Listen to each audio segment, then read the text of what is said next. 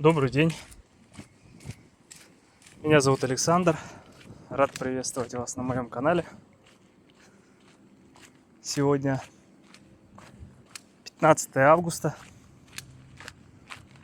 на календаре суббота. И утро субботы встречает нас отличной погодой, просто суперской. Яркое солнце, чистое небо, на день передают 30 градусов. Идеальный день для того, чтобы снимать ролики.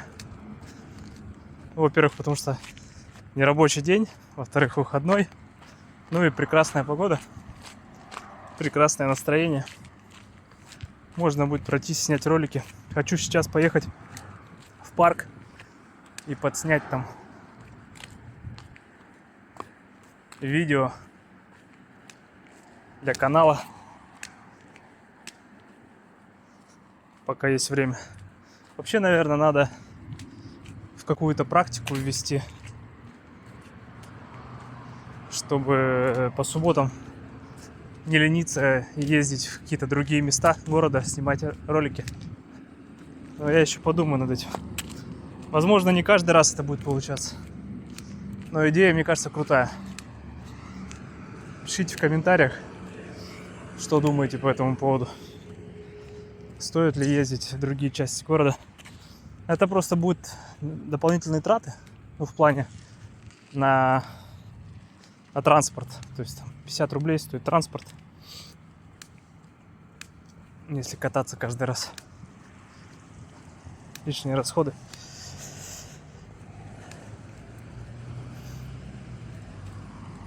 Сейчас пойдем через виадук пешком до остановки на маршрутку, чтобы садиться. Нашел какую-то маршрутку, которая идет напрямую, то есть не надо пересаживаться. Но чтобы прямо доехать, надо на конечную остановку дойти пешком до нее. Тут недалеко, в принципе. Как раз одновременно и ролик сниму, и прогуляюсь. Совмещу приятное с полезным. Сейчас надо дорогу перейти. О, разметку новую нанесли. О, видите? На дороге новая разметка. Красивая. Ночью, наверное, наносили. Что они сделают к выборам у нас? Так, ну что, давай, загорайся. Все, загорелся. Я перехожу только на зеленый. Так надо, потому что по правилам. Сегодня хотел рассказать про свою давнюю, так сказать, мечту. Ну, не мечту, наверное, я больше это называю хотелкой. То есть каждый из нас хочет какую-то либо вещь к приобретению, либо что-то сделать. И в силу обстоятельств, что...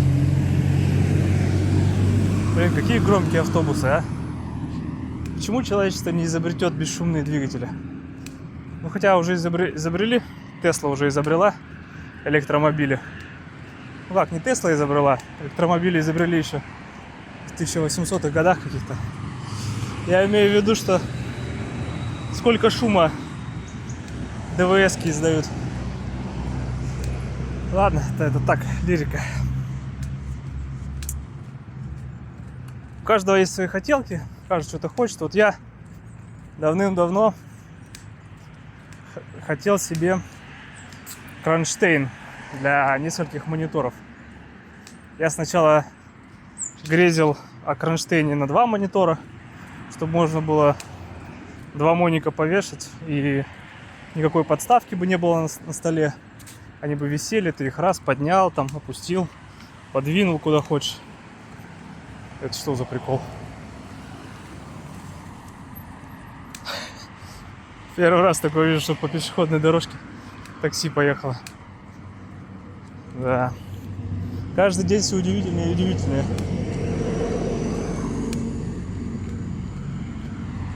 Вот, и, соответственно, я хотел этот кронштейн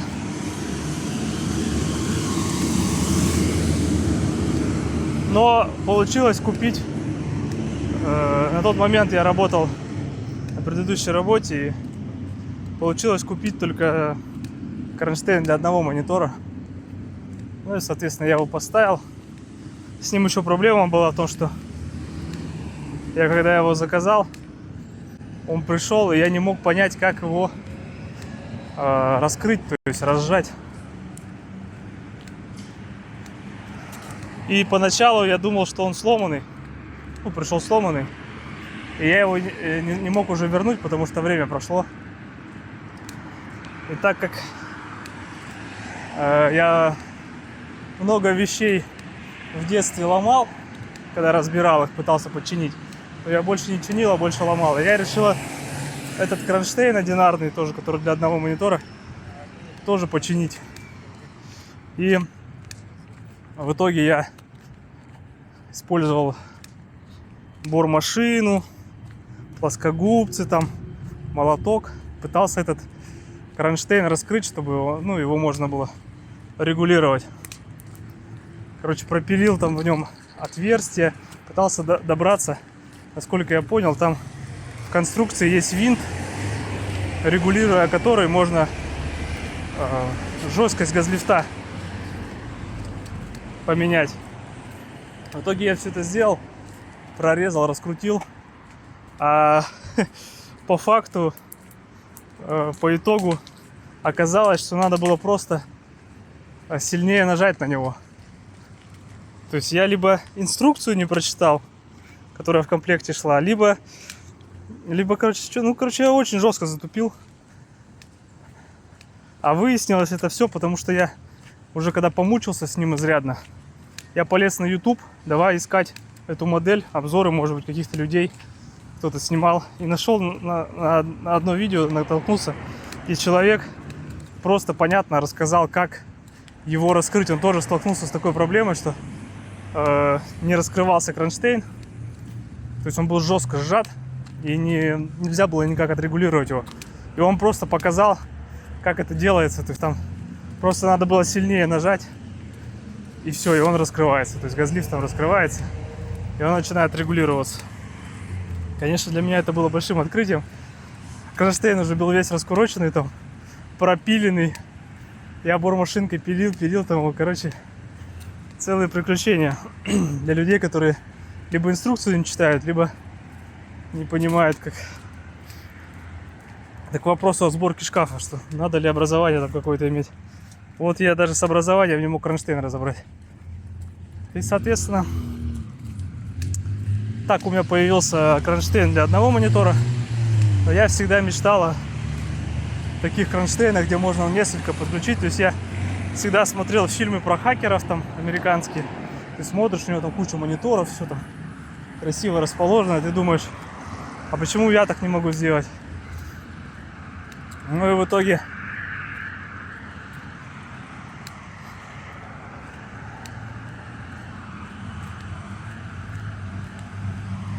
я таким образом пришел к поиску кронштейна для 4 мониторов. Я такой, что 2, когда можно сразу 4. То есть заказать для 4, а использовать можно и 2, и 3, то есть выбирать количество разное. То есть, если запас будет, это же только в плюс, а можно и меньше использовать, например, да? То есть сначала 2 монитора купить, потом 3 там, например, такое. Потому что это очень удобно, когда у тебя есть много мониторов, ты сразу на них разместил все сервисы, можно даже другой компьютер подключить, 2 компьютера, ноутбук. И, соответственно, работать параллельно, просто повернув чуть-чуть голову. Тебе не надо там свайпать эти экраны, там, вот это все. Я вот, честно, не особо любитель вот этого свайпания, то есть я не приучен к такому. Я знаю, что много людей работают на одном ноутбуке маленьком и, грубо говоря, держат там корпорации Google в плане техобслуживания и так далее. То есть, когда насмотришься этих видео на YouTube, один день из жизни софтвер-инженер Google, и он сидит там за каким-нибудь 13-дюймовым макбуком с яблоком в руке и держит все сервера. Вот когда такие насмотришься рафинированные видео, это как Инстаграм смотреть, где у всех классная жизнь. Только не забывай там лайкать или что там делают в Инстаграме. Вот, а реальность, она как бы немного другая. И я захотел вот этот вот кронштейн. Я даже начал искать на Озоне. И это было года 2, наверное, назад. Понадобавлял их в избранное. Сидел там, отзывы смотрел. Что классно, у таких вещей всегда есть достаточное количество отзывов и видеоотзывов причем. То есть люди снимают, и можно хотя бы посмотреть, как там все, что устроено. В этом плюс, конечно, таких вещей.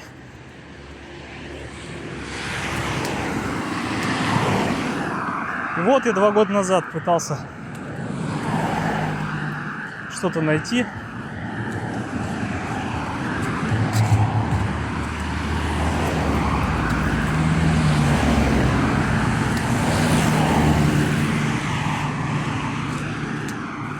И по факту я нашел. Добавил в избранное, но что-то в тот момент почему-то я не стал покупать. Не знаю почему. Хотя сейчас, смотря в прошлое, понимаю, что надо было брать, потому что тогда цена была нормальная. То есть можно было купить по более приятной цене, что я не сделал.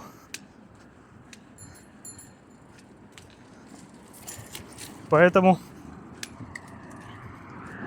И вот недавно вернулся опять к этому вопросу. Так как у меня появился теперь рабочий ноутбук. Мой ноутбук, но которым я чисто для работы пользуюсь. И дома есть стационарный комп. У меня часто возникает ситуация, когда я сижу за столом, где установлен обычный десктоп, стационарный комп. И мне надо сбоку, справа поработать еще на ноутбуке. Вот. И мне приходится его ставить неудобно справа, потом то что-то к нему подключать. И я такой подумал, как было бы удобно. Я просто на предыдущих работах, где я работал администратором 1С, у меня у руководителя была подставка под ноутбук. То есть у него был один большой монитор, а рядом был кронштейн для ноутбука, чисто для подставки ноутбука. Он раскрывал вертикально ноутбук, ставил на эту подставку и все, и сидел, работал так. То есть подключал монитор, и вот у него было готовое рабочее место. Я, вспомнив про это, думаю, как это удобно. Принес ноутбук, поставил его на кронштейн, он у тебя не мешается на столе, он у тебя не занимает места, он просто висит в воздухе. То есть как 3D объем занимает. Вот. Не мешает рукам ничего. Ты его поставил на подставку на кронштейн. И все. Я такой, круто, надо реализовать так же. Я подумал, что если я возьму кронштейн с 4 мониторами,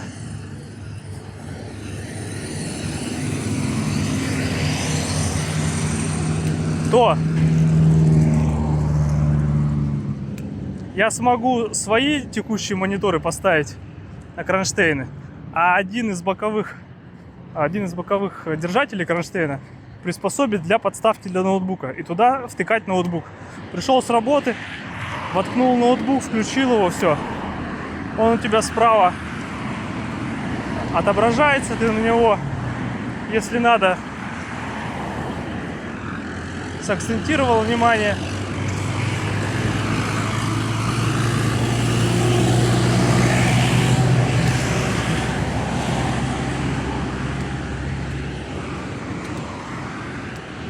Блин, шумно, конечно. Но другого прохода, я так понял, здесь так просто не пройти. Там закрыли железную дорогу, переход. Можно было где потише пройти. Но тут одно только место, одно узкое горлышко. Это вот этот вот виадук. Вот, и, соответственно, что я говорил? Ну вот, справа втыкать ноутбук. И таким образом будет компактное расположение пространства, и ноутбук не будет мешать мне. Вот, соответственно, я опять вернулся к поиску к поиску кронштейнов. Зашел в избранное, посмотрел, ценник на кронштейн, который я хотел, который в избранное добавил, он вырос почти в 2 раза.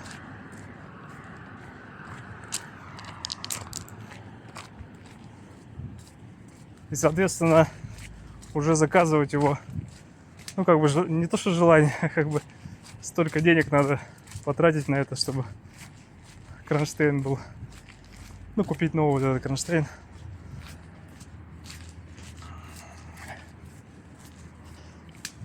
Я начал выбирать другие дешевле, которые есть. Нашел там за 2000 кронштейн для 4 мониторов. И, в принципе, заказал все. Кронштейн едет, и моя такая мини-мечта, хотелка исполнится. Очень удобно будет сделан, то есть там будет штанга и крепеж в одну точку, то есть будет прикручиваться к столу. Он, соответственно, не будет мешать никакими изгибами, то есть у меня стол плотно к стене представлен. Соответственно, есть кронштейны, которые изгибаются коленами там разными. И у них неудобно сделано, что может выпирать при изгибе колена вот этого кронштейна, может выпирать назад. И таким образом может, утыкаться в стенку. А у меня вот этот новый кронштейн, который я заказываю, у него просто штанга вертикальная, которая вровень со стеной будет. И от нее уже отходят руки крепления, на которые можно крепить монитор, там крепеж веза, или как называется правильно, не помню. Или веса, по-моему. Вот. Придет, я его распакую, посмотрю. Единственное, конечно, там вот минус таких дешевых креплений в том, что я вот по отзывам посмотрел, ребята пишут, что сама вот эта штанга, труба, на которую крепятся руки кронштейна, она к держалке стола приварена всего на 3 точки. То есть 3 точки крепления. Там сваркой вот так вот сделали 3 точки по диаметру крепления трубы и крепежки. И ребята пишут, что выглядит это, конечно, не очень надежно. В плане того, что если навешать 4 монитора на эту трубку, она бедная изгибается. И там в некоторых отзывах прям написано, показано, что прогиб происходит этой трубы под действием такого веса. И, соответственно, все советуют в комментариях отдать сварщику, вот эту трубу, найти сварщика нормального, отдать сварщику, чтобы он по диаметру проварил просто дополнительно. Вот, я подумал, думаю, надо тоже, наверное, так сделать. Хотя, погуглив и с ChatGPT пообщавшись, спросил, сколько держит одна точка сварки, какую нагрузку точка сварки держит. ChatGPT написал, что от 200 до 500 килограмм на разрыв. А там 3 точки будет. Я такой думаю, на 1,5 тонны я, наверное, навешивать не буду. Лучше перебздеть, чем недобздеть. Чем потом у меня мониторы упадут на меня, мне на голову. Ладно, со мной это там заживет все. Или шрамы там какие-нибудь останутся. Другое дело, монитор-то разломаются, сломаются. Мониторы-то дорогие. Вот, и, соответственно, не хотелось бы ломать их. Так что лучше подстраховаться, проварить. Я на работе у коллеги. У меня у самого знакомых сварщиков нету, сам варить не умею. Поэтому буду искать по знакомому. Вот на работе спросил у одного коллеги. Он говорит, что у него там какой-то знакомый сварщик есть. Вот, думаю, когда получу этот кронштейн, отдам этому знакомому, пусть проварит там. Я не знаю, сколько это будет стоить. Может, рублей 500, не знаю, сколько сейчас услуги сварщика стоят. И, соответственно, будет готово нормально.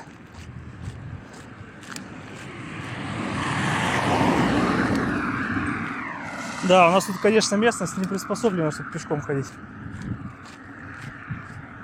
Пешеходы считаются бедняками. Так, как бы эту лужу-то обойти?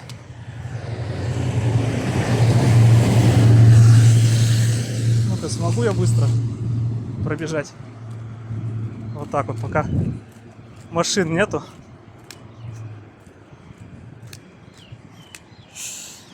Вот, то есть придет кронштейн. Придет на днях. Сниму распаковку. Покажу. Собирать не буду пока. Отдам сварщику. Пусть проварит. Потом покажу вам. Видео сниму, как проварено. И потом уже буду собирать. Ну а мониторы когда-нибудь потом, если появятся дополнительные, то буду прикреплять. А так прикручу то, что есть. Соответственно, такая вот ситуация. То есть хочу вот такую покупку. Ну, такую сделал покупку уже, да, себе такой подарок. Так, тут у нас сейчас аккуратно. Никто не выезжает. Нет. Так, а мне куда? Ладно. Друзья, спасибо, что смотрите ролики. Подписывайтесь на канал. Обязательно пишите в комментариях, что думаете про кронштейны. Если у вас какие-то кронштейны, как вы там настраиваете мониторы свои подключения. Ставьте колокольчик, чтобы уведомления приходили на канале. Спасибо еще раз за просмотр. Всего доброго, друзья. До скорого.